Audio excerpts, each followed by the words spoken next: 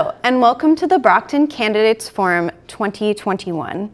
I'm your host, Susanna Sudborough from the Brockton Enterprise, and we're pleased to have in studio today Tim Sullivan, the incumbent school committee 7 member who is running again. So Tim, tell us a little about yourself and why you think you would be a good person to re-elect to Brockton School Committee. Sure. I moved to Brockton in 1972, so I've been here about 29 years. I feel like I know the city. I had 5 children, all went through the Brockton Public Schools, and now the grandchildren are coming in. And I feel like I'm a voice for these children. You know, when they come to school, they're on their own, but I feel like I'm there to protect them, which I try to do. Okay. Protect them from what? Anything that happens. With all the shootings in the schools and stuff like that. You know, so protection is a big thing. Yeah. And you said that you are a voice for the children. What kind of issues have you voiced for them in the past? The voice was to bring the classroom sizes down. You know, there was too many kids in the class, and there's kids that weren't learning. It was about 2 years ago I walked into a history class at North Junior High, and there was 45 kids in the class. So there was no place to sit. I couldn't even walk to the front. The desk was wall to wall. So there was a problem that had to be straightened out. And it's not a problem that the kids would say, you know, there's too many kids in the class, but it is. There's really nobody's learning in that environment. For sure. So what do you think is the most important issue facing the school committee today? Safety in the school, I would say, is number one. You know, with these active shooters and things, all the stuff that's going on through the country. To have prepared teachers that know what they're teaching and know how to teach it, and that the kids receive the information and know how to use it. Because the school is there to get the kids graduated, get a job, and become part of the city.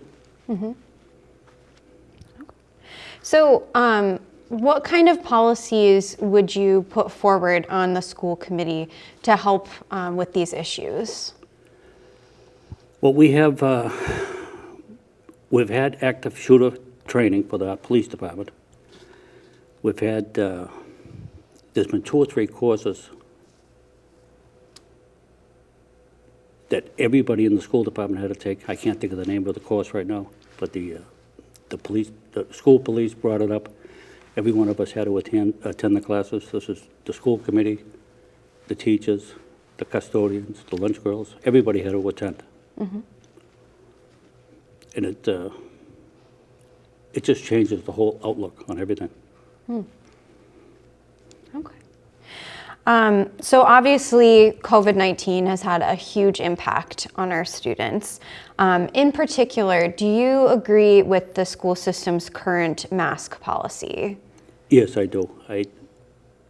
At least until the kids 12 and under are vaccinated, they should wear masks in school until at least that is done. Just to protect themselves and protect the other kids. What would you say to parents who feel that the masks are detrimental to their children's learning? I personally don't think it is. What the superintendent has done is doing a ton of mask breaks for the kids, which should, like every hour or so, you can go out, take your mask off, keep separated, and we're just trying to get through it the best we can. For sure. Especially with MCAS scores coming out and really taking a dip this year.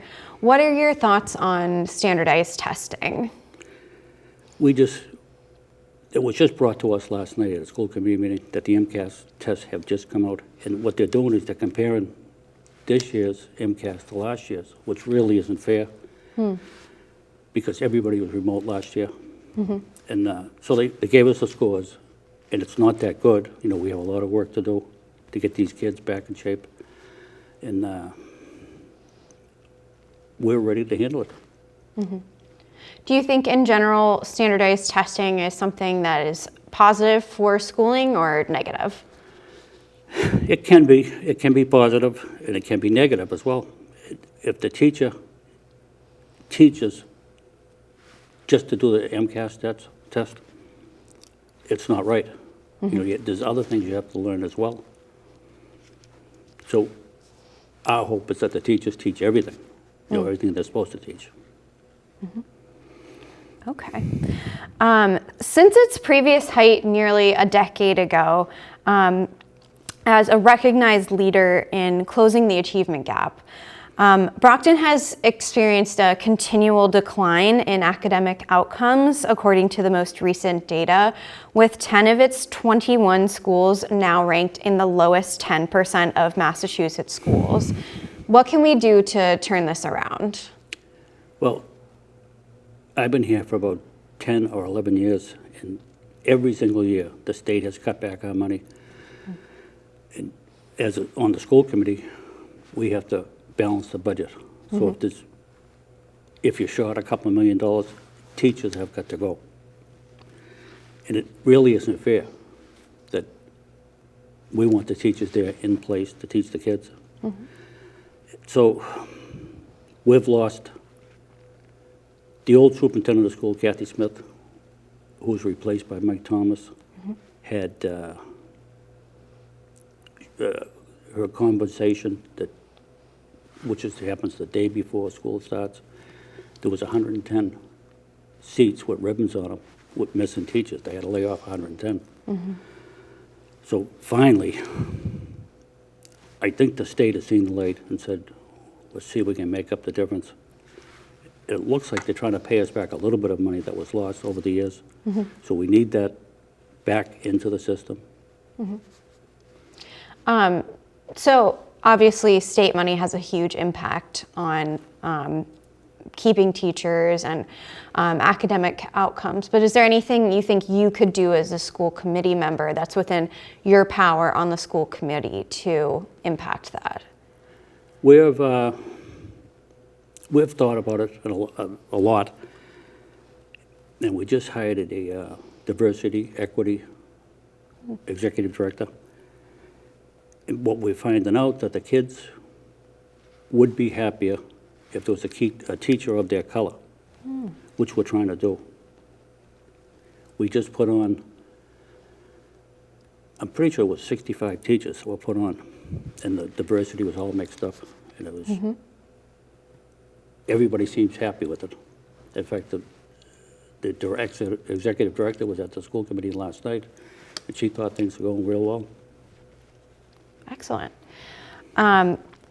So as a ward school committee member, there might be times where you have to balance what's best for the school system as a whole versus your particular ward. What kind of things do you take into account when making a decision of whether to go with what's best for your ward or what's best for the school system? I do both. There's a lot of times when things pop up that which would be good for the ward, but not good for the rest of the city.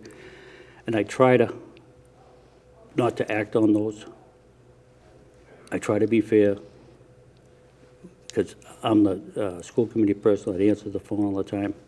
I get calls from any ward in Brockton, things that have to be taken care of. And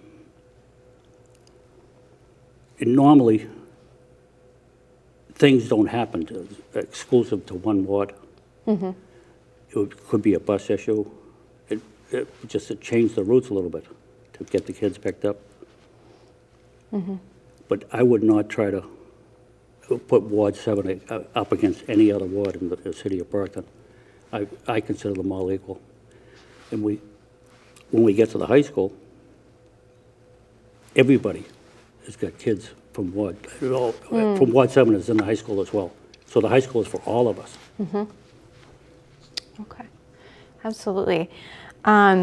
So as you've been part of the school committee for a little while, What are you most proud of in terms of things you've done as a school committee member? I'm most proud of all the repairs that have been done. We need roofs. It's almost like the city of Brockton schools are starting to fall apart. As an example, our high school is 50 years old. We applied for a MSBA loan, which is, you could say, who the hell cares about that? But that pays 80%. So the city of Brockton would have to come up with 20%. And we got turned down, but they asked us to apply again next year for Brockton High. And we've done roofs, East Junior High, North Junior High. We've done auditoriums. We've been putting the money back into the schools. Great. And is there anything you think you would have done differently during your time as a school committee member? No, it's I mean, I feel like myself and the entire school committee has done a good job. We're there for the kids. We're not there to hurt the kids, we're there to help the kids. And they can call us at any time, or their parents can call. You know, if there's a problem with a teacher or a principal. What it is there's a chain of command. You know, if a parent calls, he has to go to the teacher first, the principal, then to the school committee. You know, to follow through with the chain of command. But sometimes because we're elected officials, they go right to us first. So you just, a lot of times you got to direct them in the right way. Okay, absolutely. And why is being part of the school committee something that's important to you personally? As I said earlier, I've had 5 children myself, all go through Brockton Public Schools. They're all older now, and now their children are coming through, my grandchildren. And number one, I want to make it safe for them. I want to make sure they get a good education out of the school system, and it's, I just feel like it's something we have to do. Great. Well, thank you so much. That's all the time we have today. So thank you so much for sharing your views on what you would do as a school committee member. And again, this is Tim Sullivan, who is running for Ward 7 School Committee. So don't forget to vote in the citywide general election on November 2nd. Thank you.